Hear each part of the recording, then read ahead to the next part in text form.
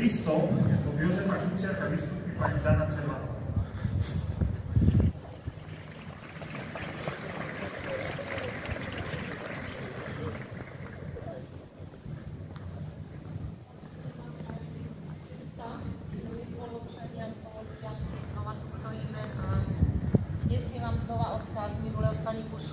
Teraz od pána Kuciaka s manželkou teda a prajú si, aby ste na to nikdy nezabudli, čo sa im stalo a teda prečítam vám ich myšlienky, ktoré vám posielajú tu na toto námestie. Dobrý deň, milí spoluobčania, dobrý deň, milí priatelia. Ďakujeme všetkým zhromaždeným, že sa nevzdávate a ďalej bojujete za slušnosť, slobodu a spravodlivosť. Je to už 6 rokov, čo rukou vraha zahynuli naše deti. Vrah je už odsúdený, no jedinci, ktorí vytvorili tento systém našich ľudí, sú opäť pri moci. Vrah dostal zaplatené a ten, čo ho zaplatil, je síce vo väzení, ale za ekonomické trestné činy. A vyzerá to tak, že jeho mecenáši ho odtiaľ dostanú. Poohýbali si trestný zákon po svojom. Obhajca objednávateľa je poradcom premiéra. Bodorová pravá ruka Gašpar starší, ktorý podľa všetkého nechal Janka vylustrovať, je v parlamente. Gašpar mladší už riadí SIS-ku. Trestný zákon tvorili obvinení a obhajcovia odsúdení. Arogancia šéfa Smeru nemá hraníc. Je bez kúska ľudskosti a slušnosti, za ktorú sme stáli na námestiach. Objektívne zhodnotenie chýb pri pandémii posudzuje komisia, ktorej na čele stojí antivaxer. Čo si my máme o tomto všetko myslieť? Ľudský život a dôstojnosť pre nich nemá hodnotu. Idú len po ochrane seba a svojich ľudí. Čom ich nezastavila ani vražda našich najdrahších. Teraz si znova myslia, že môžu všetko. Zastrašovať, vymýšľať, krkolovať, odstavovať slušných ľudí. A chcú si uzurpovať aj moc v prezidentskom paláci. Samozrejme si myslia, že my budeme ticho, že nás vymenšia, že nás umlčia. V tom sa však mýlia. My všetci sme tu a vždy budeme bojovať za pravdu a spravodlivosť. Sú dve veci, s ktorými sa nesmú robiť kompromisy. A to za naše deti Janka a Martinku a za nás všetkých. Aby sa už nikdy v živote nikomu nestalo to, čo nám. Preto potrebujeme svetielko nádeje v podobe kandidáta na prezidenta, ktorý znova začne spájať Slovensko. Nepotrebujeme kandidáta, ktorý bude predĺženou rukou svojho politického stvoriteľa Roberta Fica. Nás už neuklamú jamky v lícach, dlhé nohy či kvetnaté reči. Nenechajme sa už, ako sa hovorí, opiť suchým rožkom a preto voľme lepšiu budúcnosť pre nás všetkých. Preto voľme Ivana Korčoka. Ďakujem vám z celého srdca v mene celej mojej rodiny, rodina Kuciaková a Kušnírová.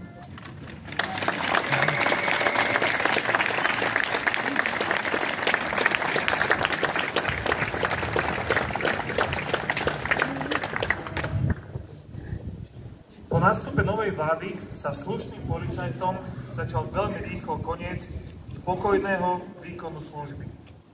Elitní vyšetrovatelia boli postavení mimo služby, boli preradení na menej dôležité oddelenia a iným spôsobom dehonestovaní a degradovaní. Jedným z takýchto slušných policajtov je aj Juraj Svitok. Dovoľte mi na pódium pozvať jeho manželku, ktorá je jedna z manželiek policajtov, ktoré sa rozhodli nebyť ticho napriek tomu, v akej ťažkej situácii sa momentálne nachádzajú. Pani Natália Svitková.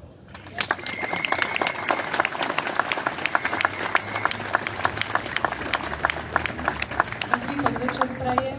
Na úvod ďakujem za možnosť vystúpiť tu u vás v Martine. Už od decembra sa zúčastňujem na protivládnych protestoch.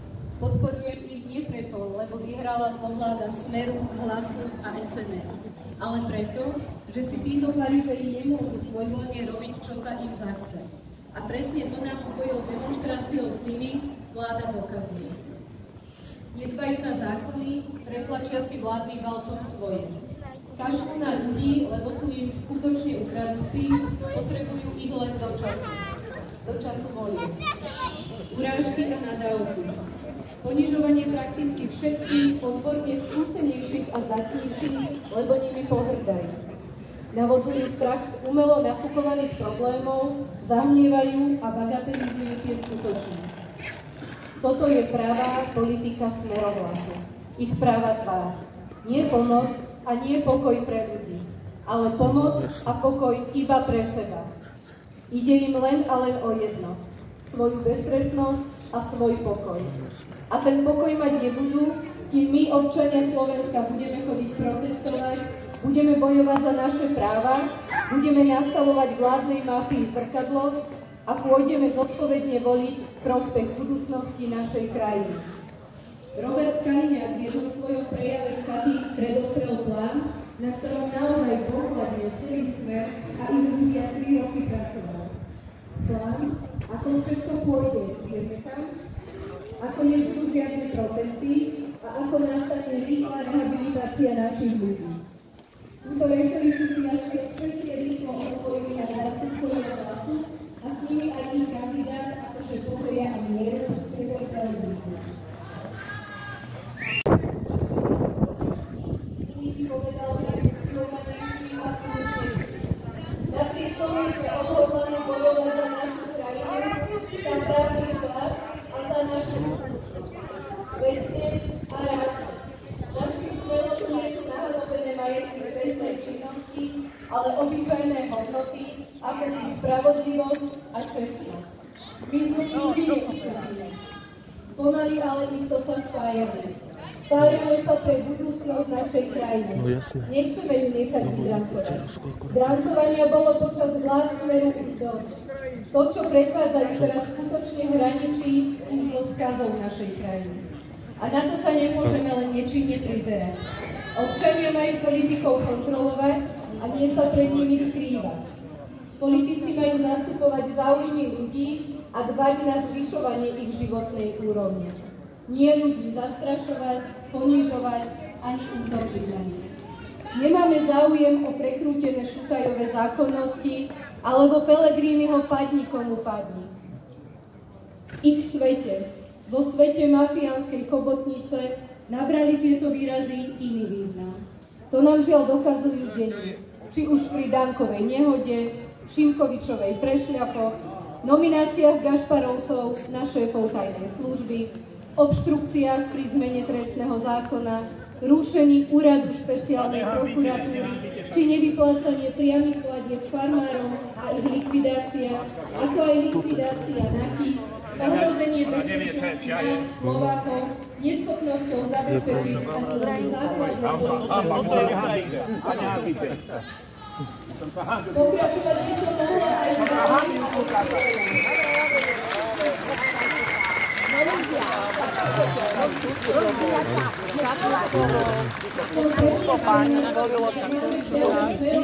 ľudí. 1000 ľudí chcelo v parlamente.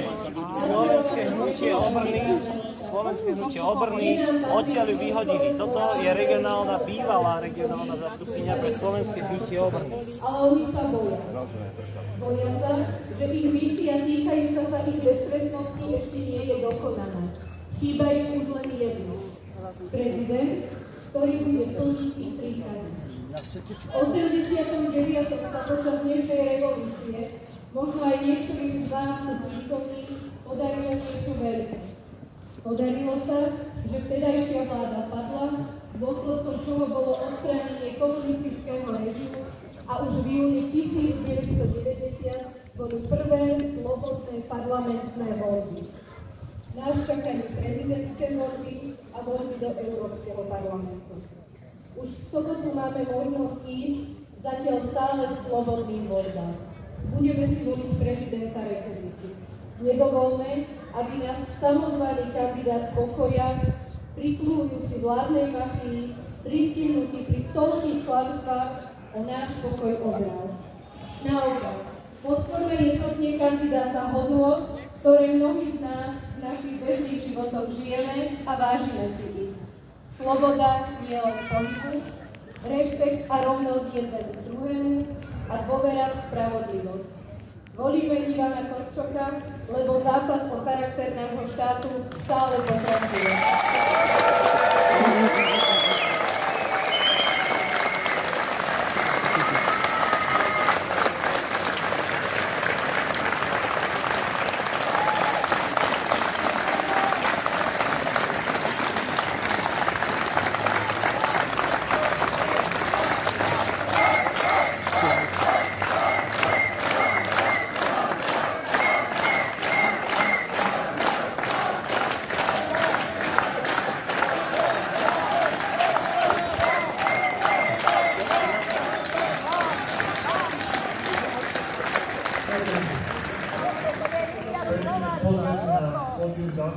ja by som vás chcel poprosiť, že vidíte, že sme mali návštevu odporcov.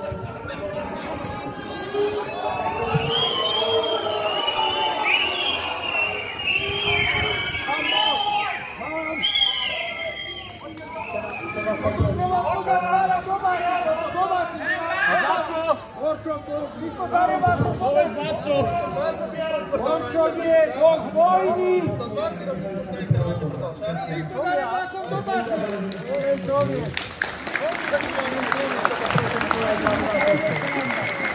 Dobre, si čuli pušku a môže žiť vyhrduje. Máte pravdu ako Slovák. A preto no neverím tomu. Nekecaj! To není možné.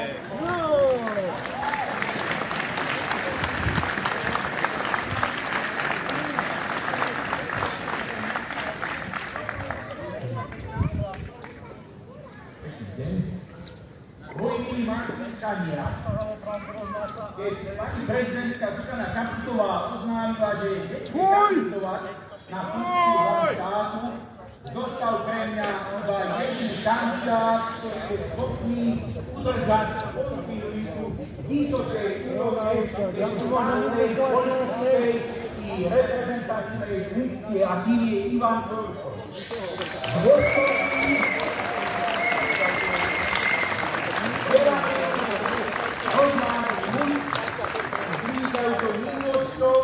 Rešpektovaný autoritami v zahraničí.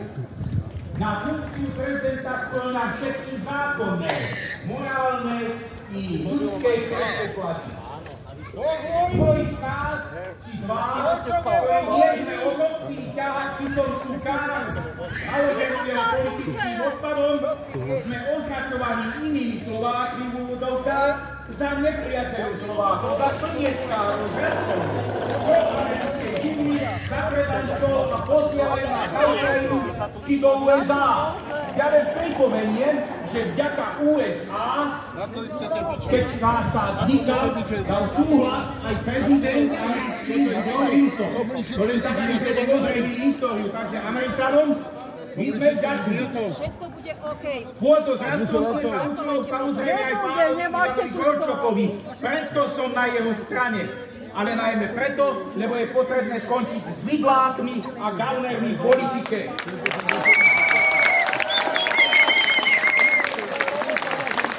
Je treba skončiť s darebákmi, ktorí využívajú vymoženosti demokracie na vpáľanie a presadzovanie zla v politike. Ak sa nezjednotíme a neporazíme ich, prídeme my, demokraticky nastavení, vzdelaním podporení voliči aj o posledný pilier. A to bude znamenať stratu času a nové zmeny sa my starší už asi nedočkáme, hoci je nepochybné, že tá darebácka banda časom zakape.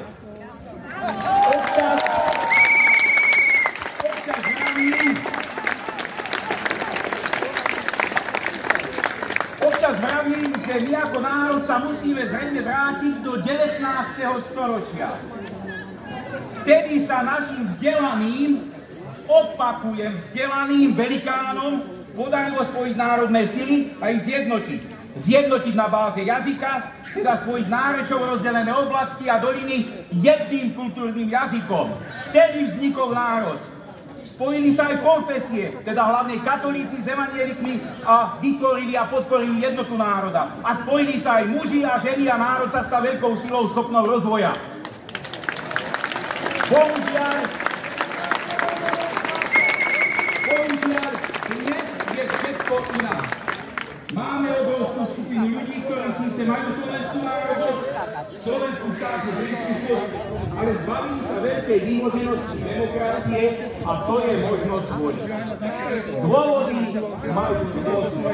Výsledok je do politiky a do vedenia štátu nejdú elity podporené intelektom, vedomostami, charizmou, víziou rozvoja, ale kadiaľko konjunkturálny darebáci.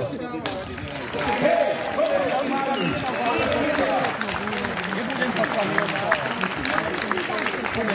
jednoducho demokratickým voľbom neodkráčeme, dopredu sa nepohneme. schopní odídu, presadia sa inde, aby sa väčšie skladať na náhody za tých voči kreatúram, ktoré si to nezaslúžia, ale demokracia im poslúžia, aby boli tam, kde sú. Preto volám váhajúci v voľbe. Ja volím Ivana Kravčoka. Žalám na vás trestné oznámenie. Žalám na vás trestné oznámenie, počúvam dôsledky. Musíte dokázať, že je voľnový strach. Musíte dokázať. Dávam vám jednu fotku. Dávam trestné oznámenie. Báva to, dávam vám trestné oznámenie. Zadíte to. Dám vám trestné oznámenie.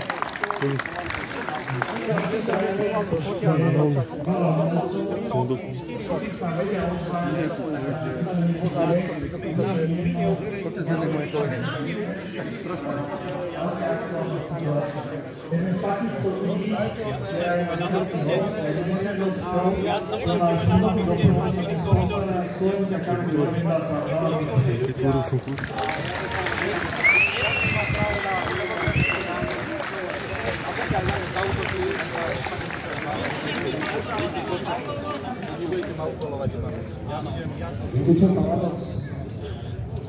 Má veľa fanúšikov ešte čas,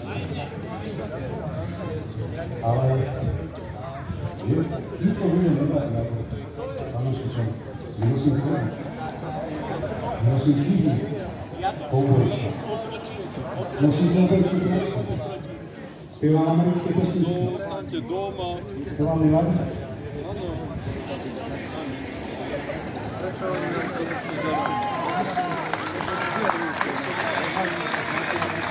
Spievam muziku, ktorá vznikla, alebo hrá sa v Budoru a Amerike, ale som Slovak. A vyčistím ju po sebe.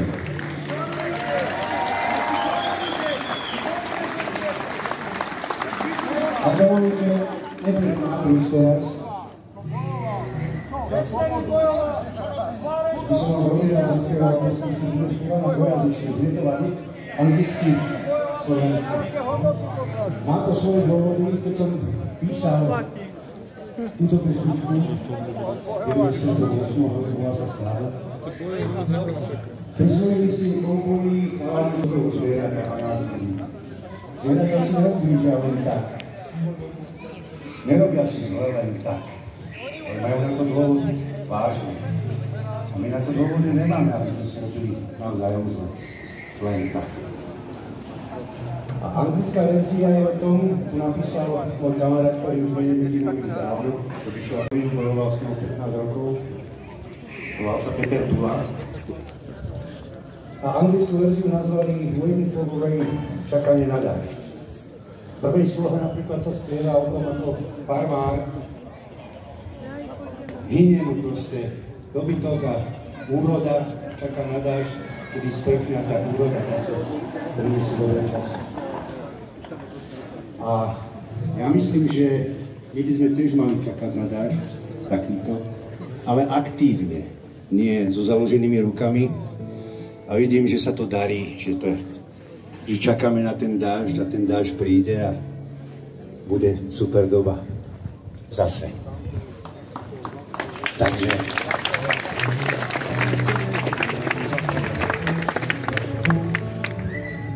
Zafúkal vietor a spod kopí, kúdom prachu dvíha sa, chrbáty koní sa vania v ňom, spotený dety. Napriek tomu, že dnes vládne sa pohybuje správnym smerom a verím tomu, že táto sobota vlastne bude zlomová v histórii, tak ako boli niektoré roky zlomové aj prečo. Mám nesmierne rád, že to vyštudujúcia ako Medopíš, ale napríklad na pani Juka Benčíková, ale to ľudia, ktorí majú životnú skúsenosť a je to úžasné, že sa ľudia v takýchto chvíľach postaví na pódium. Vítam vás, Martiče, ďakujem pekne za veľkú účasť a vidím to veľmi optimisticky na sobotu. Skúste ešte svojich známych, rodinných kolegov priviesť pri voľbách, aby sme v tejto zlomovej chvíli dokázali opäť vrátiť Slovensko na správnu cestu.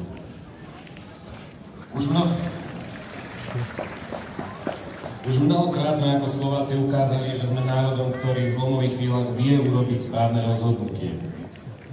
paradoxne bolo to už veľmi dávno, napríklad po druhej svetovej vojne, keď v Československu, na Slovensku vyhrali demokratické sily a v Čechách nie. Vtedy Slováci ukázali, že chcú žiť v slobodnej a demokratickej zemi. Bolo to aj v temných časoch mečiarizmu, kedy sme dokázali dostať Slovensko späť na správnu cestu, dostali sme sa do Európskej únie a dostali sme sa do NATO.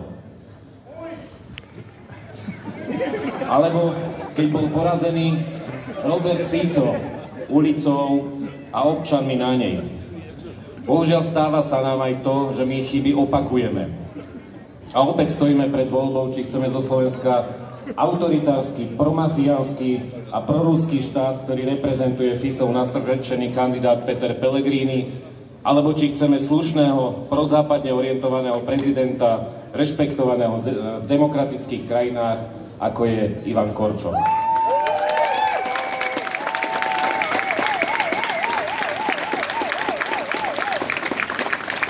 Ja som strašne rád, že Ivan Korčok otvoril tému zdravého vlastenectva, pretože nám tu 35 rokov vládne pomýlený nacionalizmus, pomýlené národovectvo a slovo národ sme neuveriteľným spôsobom sprofanovali.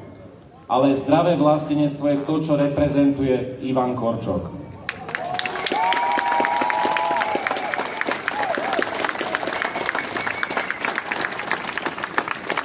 Bohužiaľ, dnes nám vládnu ľudia, ktorí rozoštvávajú spoločnosť a pritom sa zakrývajú mierom. Vládnu nám ľudia, ktorí sľubujú lacné potraviny, ktorí sľubujú viac peňazí a pritom sa zastávajú zločincov a pripravujú drastické zvyšovanie cien. Presný opak toho, čo nám hovorili. Presne tak! Hanba! Hanba! Hanba Ficovi! A v tomto momente Ivan Korčok je ten, kto nie je populista. Nie je autokrat. Nesľubuje švajčiarske dôchodky ako Mečiar, nesľubuje diaľnicu do Košic ako Fico a hlavne nesľubuje všetko, tak ako sľubuje Peter Pellegrini.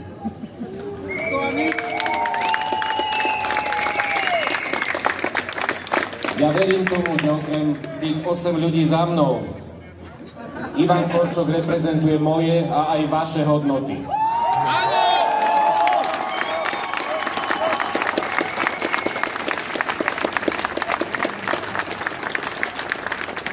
Chcem žiť v krajine, ktorú reprezentuje slušný človek a nie populista a klamár.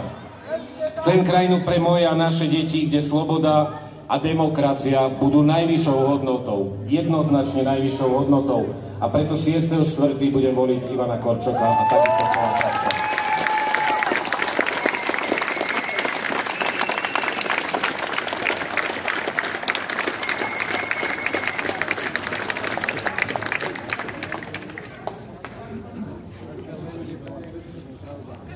Počas pandémie COVID-19 mala vláda Čižíka Matoviča alebo relatívne náročné. Ale potom prišla ďalšia výzva, ktorá bola kľúčová aj pre ministra zahraničných vecí. To bola vojna na Ukrajine, celá nová agresia. V tej chvíli boli ministrovi zahraničných vecí okolo ďalší ministri a aj spomenul aj nároky. Ale ako zástupca politickej strany Demokrati a Príbeh vystúpim.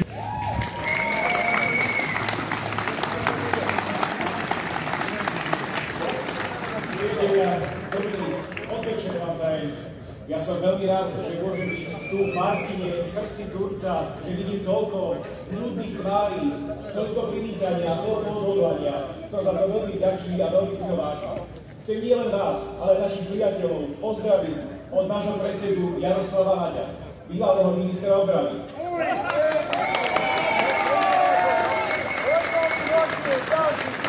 Od Eduarda Hegera, bývalého predsedu vlády.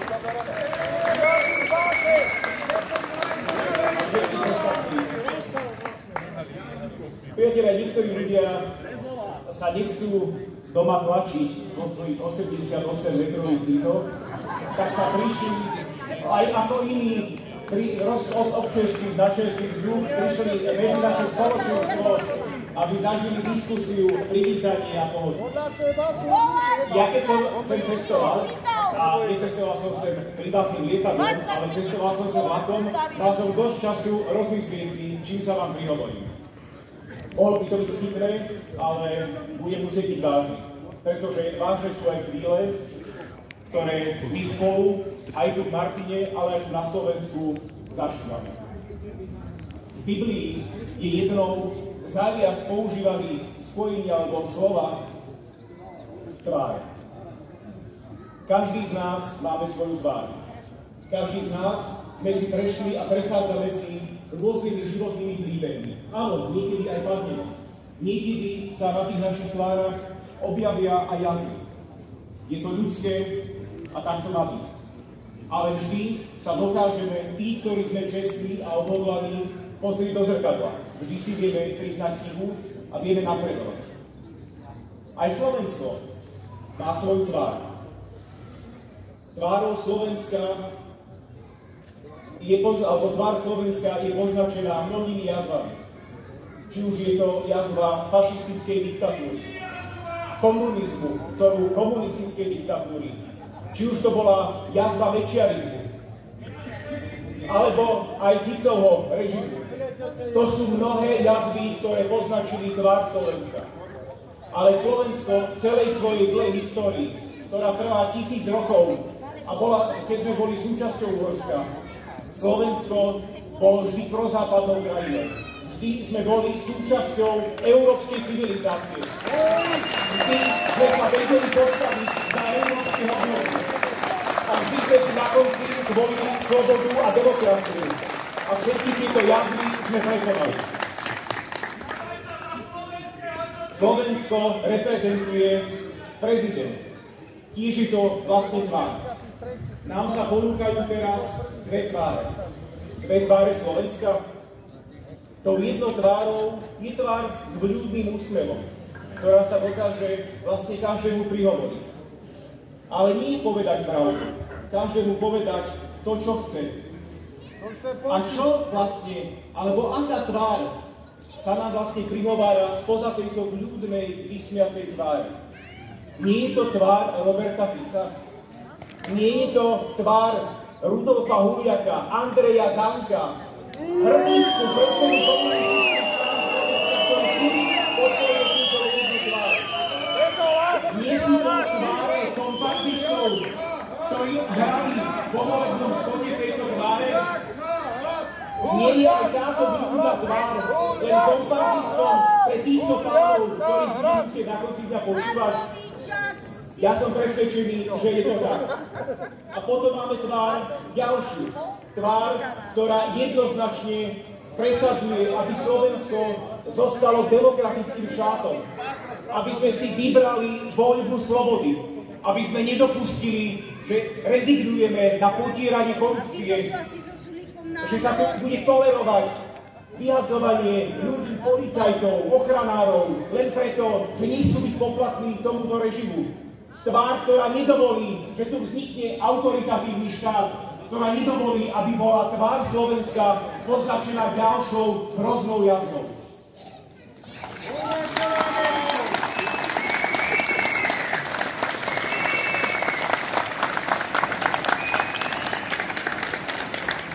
Za tú jednu tvár, za tú vysmiatú hovoria komparzisti. Za tú tvár pravdy hovoria slušní ľudia. Bola to iniciatíva Mladí proti fašizmu, ktorá natočila video na podporu tohto kandidáta, tejto tváre. A boli to naši starí otcovia, staré matky a matky, ktoré si jednoznačne zvolili slušnosť a prozápadnú orientáciu Slovenska. Neboli to žiadni komparzisti.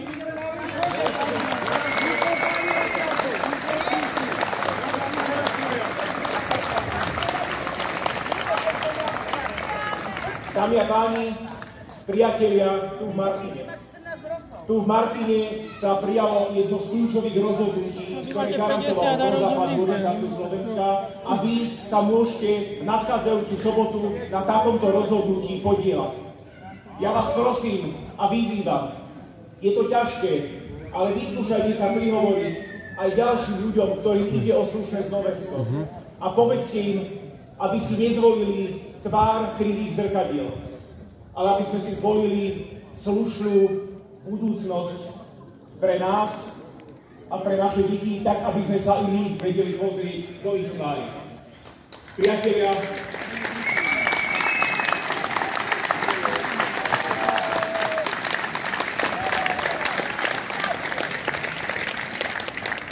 Priatelia, budem voliť Ivana Korčoka.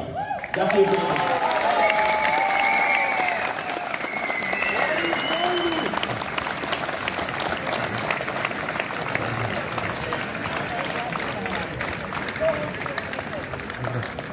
Slovensku naspievajte. Zahrajte Slovensku peknú. Teraz vám veľmi rád vyhovím. Je to pesnička o nádeji. A keď som tu písal, tak sa ako tu predtým, som nemyslel, že ju budem spievať.